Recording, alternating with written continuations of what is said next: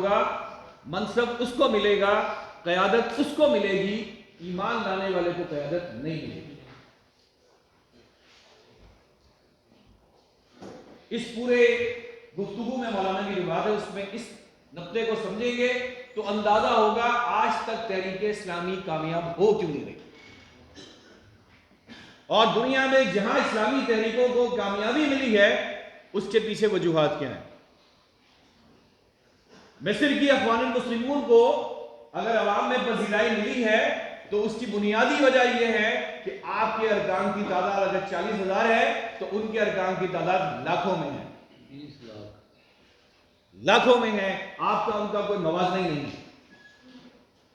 ان کے پاس معاشرے کے بعض صلاحیت لوگ ہیں، اس کے بعد ایمان اور اسلام اور دیگر بنیادی خصوصیات ہیں، جس کو مولانا بنیادی انسانی اخلاقیات کہتے ہیں۔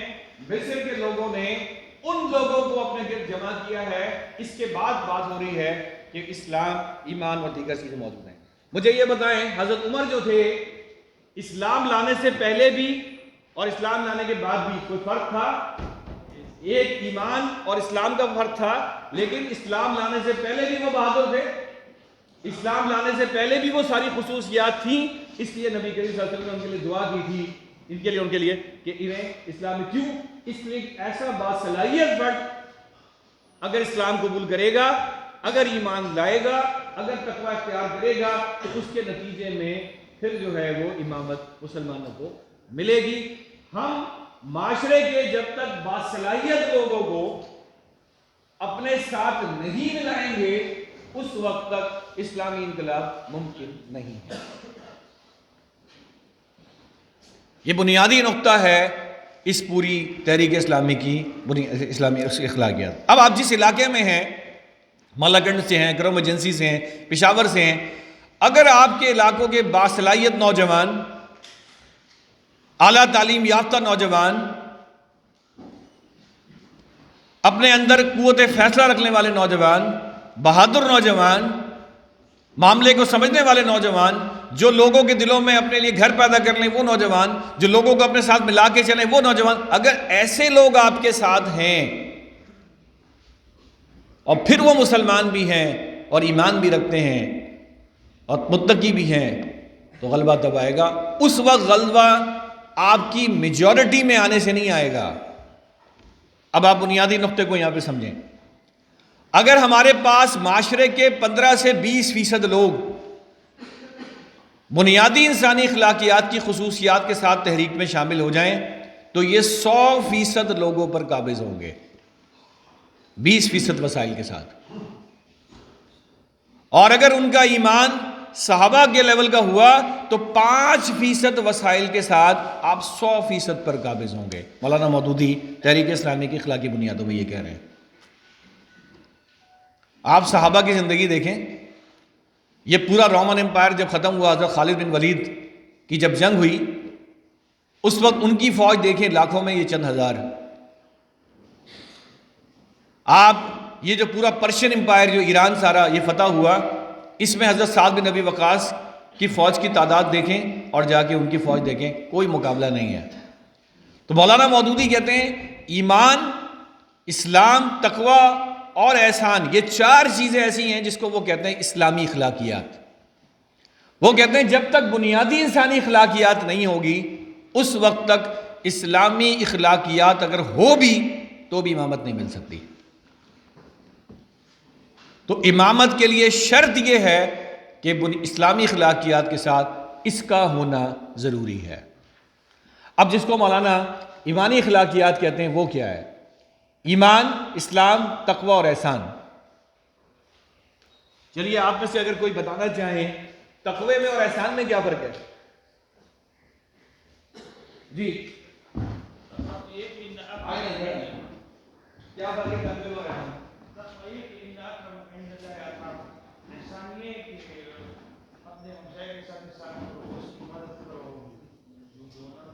اس کی عام سی آسان سی مثال دیں۔ جی تقوی یہ کہ ہر معاملے میں حلال اور حرام اللہ کے احکام کو مد نظر رکھا جائے، اس کے مطابق سارے اعمال کو ترتیب دیا جائے۔ اس چیز کو سب سے طاقتور ہونا ہے وہ کیا چیز ہے؟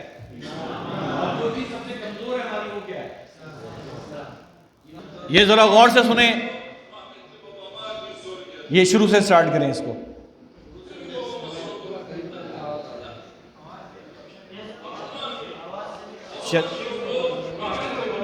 آواز سمجھ میں نہیں آئے گی، جو لکھا ہے وہ پڑھیں.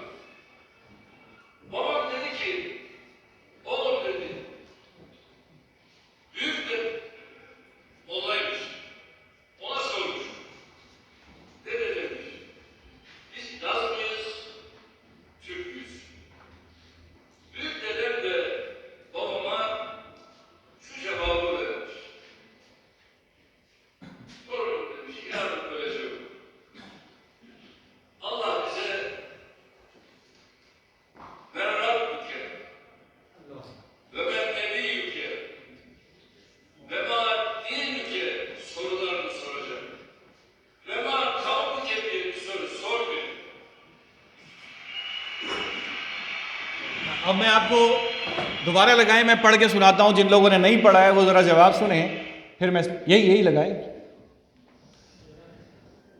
فاتح. اور دوسری طرف یہ ترک ہے، اور اس ترک کی بھی میں ایک سٹوری آپ کو سناتا ہوں، پھر وہ پتہ چلے گا کہ ترکی تبدیل کیوں ہوا. آج سے کوئی 10 سال پہلے مجھے ترکی جانے کا اتفاق ہوا. یہ ذرا غور سے سنیے گا بات. ہم سمجھتے ہیں پاکستان میں اسلامی انقلاب نہیں آ رہا. آج سے 10-12 سال پہلے جب میں ترکی گیا تو ترکی کے شہر انقرہ میں کسی ترک فوج کی جنازہ آیا ہوا تھا.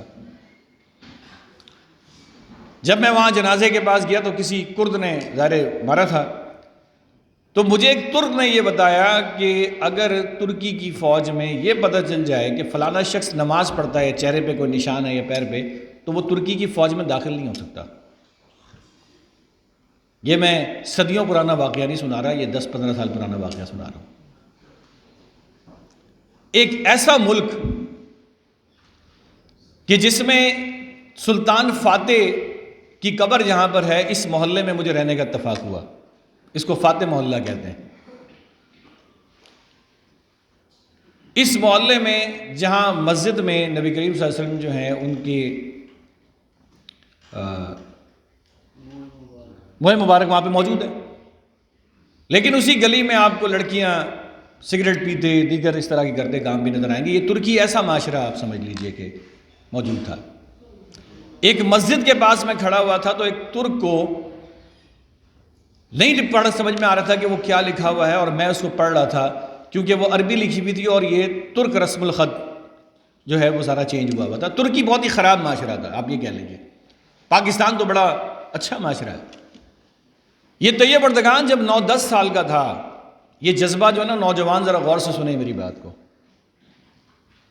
جب 9-10 سال کا تھا تو یہ اتنا غریب تھا، ایک مدرسے میں پڑھتا تھا کہ اپنی ماں کے ساتھ یہ استنبول کے قریب لیمو پانی بیچتا تھا.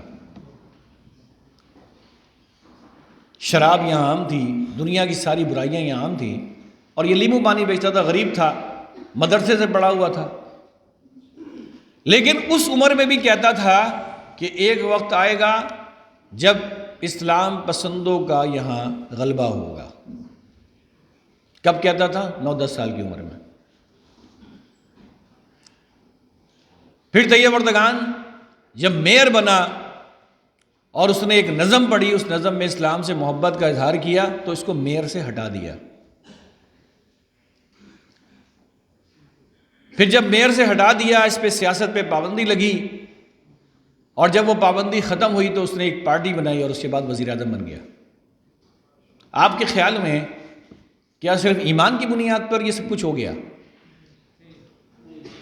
یا اس میں کچھ صلاحیت کا بھی عمل دخل تھا؟ ایمان تو تھا. ایمان کیا نجم الدین اربکان میں نہیں تھا؟ اس سے کہیں زیادہ تھا، ہوگا. لیکن اس معاشرے میں رہتے ہوئے جب اس کو استنبول کا میئر بنایا گیا تو استنبول کے معاشی حالات بدل کے رکھ دیا اس نے، ترکوں کا ہر چیز بدل کے رکھ دیا۔ اس نے اپنے داماد کو ذمہ داری دی جب مسجدوں کی، تو اس کے دور حکومت میں 17,000 مسجدیں بنائی گئیں۔ اقتدار تھا نا، جب اقتدار تھا تو سب کچھ ہو سکتا تھا۔ اس کے لیے اپنی بیٹی کو تو وہاں حجاب میں پڑھانا ممکن نہیں ہو رہا تھا، لیکن ترکی میں جہاں حجاب پر اتنی پابندی تھی کہ یہ لوگ بھی نہیں اپنے بچوں کو پہنا سکتے تھے پڑھنے کے لیے، اب وہاں پہ حجاب میں ججبی ہوتی ہے۔ تو یہ جو 15-20 سال کا سفر ہے، انہوں نے اپنی صلاحیت سے کچھ ڈیلیور کیا، تو اس کے نتیجے میں یہ جو سیکولر معاشرہ تھا، جو بظاہر 5 وقت کی نماز بھی نہیں پڑھتا تھا، لیکن وہ ان اسلام پسندوں کے پیچھے کھڑا ہوا، کیونکہ ان میں بنیادی انسانی اخلاقیات یا آپ کہہ لیجئے کمپیٹنسی یا صلاحیت بھی موجود تھی، اور اس کے ساتھ ساتھ صالحیت موجود تھی۔ تو ایمان بھی تھا، اسلام بھی تھا، تقوی بھی تھا۔ اور ایمان کا معاملہ یہ ہے کہ جس وقت اس کا تختہ الٹا گیا، تو جہاں یہ ٹھہرا تھا وہاں ایک ہوٹل کے ملازم نے یہ واقعہ بعد میں سنایا۔ اس نے کہا کہ جی ایک طرف تختہ الٹ دیا گیا، تو کسی نے اس کو کہا کہ ہم ایک جہاز منگواتے ہیں، اس پر بٹھا کے آپ کو یونان کے بارڈر پہ چھوڑ دیتے ہیں، جا کے وہاں آپ سیف چلے جائیں گے۔ تو اس نے جب تختہ الٹا جا رہا تھا، اس وقت یہ بالکل سکون سے تھا، اس کو کوئی ٹینشن نہیں تھی۔ جس وقت اس کے سامنے کہا کہ تم اس ملک سے فرار ہو جاؤ، وہاں جا کے پناہ لے لو، اس وقت اس کو شدید غصہ آیا، اور اس نے کہا کہ میں اپنے دشمن کی سرزمین پہ جا کے پناہ لوں، اور پھر وہ ساری بات کہ موت جہاں آنی ہوگی وہیں موت آئے گی۔ اس پر پورا ایمان تھا، اور اس نے آخری وقت تک جد و جہد جاری رکھی، اور آخری جد و جہد کیا تھی؟ ٹیوٹ کیا۔ اگر وہ ٹیکنالوجی کا استعمال نہیں جانتا، اگر وہ ٹیکنالوجی کو وقت پر استعمال نہ کرتا، تو پھر اس کے بعد سارا پاسا پلٹ جاتا۔ تو ایک طرف ایمان بھی تھا، توکل بھی تھا، بہادری بھی تھی، بھاگنا نہیں ہے، فرار اختیار نہیں کرنا، مقابلہ کرنا ہے، اور تدبیریں سوچتا رہا۔ بالآخر اس نے ایک تدبیر اختیار کی، اور اس کے نتیجے میں سارا پاسا پلٹ گیا۔ ان مثالوں میں جو چیز شامل ہے وہ یہ کہ تحریک اسلامی کے اندر مولانا مودودی نے جو بات 1945 میں کی ہے، معاشرے کے باصلاحیت لوگوں کو اپنی طرف لے کر آئیں۔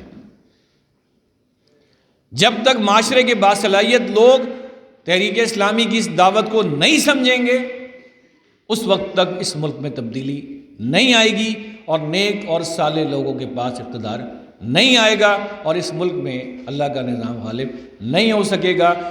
ضرورت اس بات کی ہے کہ ہم ایسے لوگوں کو تلاش کریں، اور مولانا مودودی خود اس میں بیان کرتے ہیں۔ مولانا مودودی کہتے ہیں توحید اور رسالت کے اقرار کا نام تو ایمان ہے۔ پھر مولانا ون بائی ون ان سب کو بیان کرنے کے بعد اسلام کو بیان کرتے ہیں، تقوی کو بیان کرتے ہیں، احسان کو بیان کرتے ہیں، اور کہتے ہیں کہ تحریک اسلامی کی جو منزل ہے وہ انقلاب امامت ہے، تاکہ رضا الہی ہو سکے۔ اور آپ یاد رکھیے جس ملک میں آج ہم ہیں، اس ملک کے بارے میں بھی ایک بات آپ سمجھ لیجئے۔ اسلامی جمہوریہ پاکستان جو 14 اگست 1947 کے سپہر کو عمل میں آیا تھا، اور اقتدار کی منتقلی کی تقریب کراچی میں ہوئی تھی، ریڈیو پاکستان سے رات 11:30 بجے تک آل انڈیا ریڈیو کی آوازیں بلند ہو رہی تھیں۔ 11:50 پر پاکستان کی عبوری دھن ریڈیو پہ بجنے لگی۔ پاکستان بنا کیسے تھا یہ دیکھیں۔ اس وقت ہر طرف آگ لگی ہوئی تھی، فائرنگ کی آوازیں گونج رہی تھیں، خنجر زنی کے ذریعے قتل عام ہو رہا تھا۔ رات 12 بجے سے چند لمحے پہلے یہ اعلان کیا گیا کہ اب سے کچھ دیر بعد پاکستان کی آزاد اور خود مختار مملکت وجود میں آنے والی ہے۔ ٹھیک 12 بجے اعلان کیا گیا کہ یہ ریڈیو پاکستان ہے، اور اس کے بعد قرآن مجید کی سورہ فتح کی تلاوت کی گئی۔ یہ دنیا کا پہلا اسلامی ملک ہے جو اسلام کے نام پر بنا ہے۔ دنیا کا کوئی ملک ایسا نہیں ہے جو اسلام کے نام پہ بنا ہے۔ اس لیے اس ملک میں رہتے ہوئے تحریک اسلامی کے لوگوں کی یہ ذمہ داری ہے کہ اللہ تعالیٰ نے جس مقصد کے لیے اس ملک کو بنایا، اس مقصد کو اگر ہم نے حاصل کرنا ہے تو آج کے اس پروگرام میں جو تحریک اسلامی کی اخلاقی بنیادیں ہیں، اس نقطے کو سمجھنا ہوگا. ہمیں وسائل زیادہ نہیں چاہیے. مولانا مودودی نے اس میں کہا ہے ہمیں وسائل نہیں چاہیے. کیوں نہیں چاہیے؟ اس کی بھی وجہ سمجھ لیں آپ. ہمیں وسائل زیادہ نہیں چاہیے، اور وسائل زیادہ نہ چاہنے کی وجہ یہ بھی سمجھ لیں کہ 1970 میں جماعت اسلامی پاکستان کی تیسری بڑی پارٹی تھی. 1970 میں جماعت اسلامی کے پاس 35 نشستیں ایسی تھیں جس میں وہ 2 سے 2,500 ووٹ سے ہاری تھی. 1935 میں جماعت اسلامی حقیقی جمہوری پارٹی تھی، آئین میں کلیدی کردار تھا، لیکن جماعت اسلامی کی افرادی قوت زیادہ نہیں تھی. جماعت اسلامی کے پاس معاشرے کے جو کریم تھے، جو معاشرے کے باصلاحیت لوگ تھے، جن میں ایمان تقویٰ بھی تھا اور صلاحیت بھی تھی، یہ لوگ جماعت اسلامی میں تھے. تو مولانا مودودی کہتے ہیں کہ اللہ کی یہ سنت ہے کہ اگر آپ کے پاس ایمان موجود ہے اور اس کے ساتھ آپ کے اندر یہ صلاحیت موجود ہے تو آپ 20-25% وسائل سے 100% وسائل رکھنے والوں پر بھاری ہیں. اور اگر آپ کے ایمان کا لیول صحابہ کے برابر ہو جائے تو آپ کو صرف 5% وسائل چاہیے اس ملک میں اسلامی انقلاب برپا کرنے کے لیے. آپ کو 100% نہیں چاہیے. لیکن اگر بنیادی انسانی اخلاقیات نہیں ہیں، وہ بنیادی صلاحیت نہیں ہے، وہ بنیادی مہارت نہیں ہے، تو پھر نہیں ہوگا. وہ بچھڑے والا معاملہ نہیں ہونا چاہیے. اب ایک آخری ویڈیو دیکھیں، اور اس ویڈیو سے پہلے آپ نے ڈاکٹر کتانی کا وہ سن لیا تھا کہ یہ دنیا میں جو عیسائیت افریقہ میں اتنی پھیل رہی ہے، ٹھیک ہے یورپ میں مسلمان ہو رہے ہیں، تو وجہ کیا ہے؟ کرسچن مشنری ادارے یہ کتنی محنت کر رہے ہیں. اس کی میں ایک مثال آپ کو سناتا ہوں جس کا میں آئی وٹنس ہوں، میں نے خود دیکھا ہے. چین کے اندر ایک کمپنی ہے، پرنٹنگ کی کمپنی، کتاب پرنٹ کرتی ہے. آپ ذرا تصور کریں ان کی محنت کا. یہ کمپنی دنیا کے 68 ممالک میں کتابیں پرنٹ کر کے بیچتی ہے، اور ایک ایک ملک کے اندر اس کا آرڈر 50 کروڑ سے 1 ارب کے قریب ہوتا ہے. اس پریس کا سارا پیسہ چین کے عیسائیوں پہ لگتا ہے. یہ یونائٹڈ بائبل سوسائٹی نے بنائی ہے. تو لوگ جد و جہد کر رہے ہیں، ایفرٹ کر رہے ہیں، ان کو نتائج، مسلمان امریکہ میں کر رہے ہیں، نتائج مل رہے ہیں، مسلمان یورپ میں کر رہے ہیں، نتائج مل رہے ہیں. اور اب آپ ایک ویڈیو دیکھیے کہ کام کیسے کرنے کی ضرورت ہے. لائٹ پیچھے سے ایک صاحب وہاں کھڑے رہیں، آف کر دیں اور اس ویڈیو کو غور سے دیکھیں. ٹائیگر کی ویڈیو نکالیں.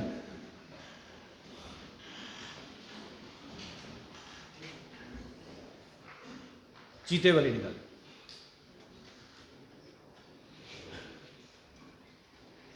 آواز کھول.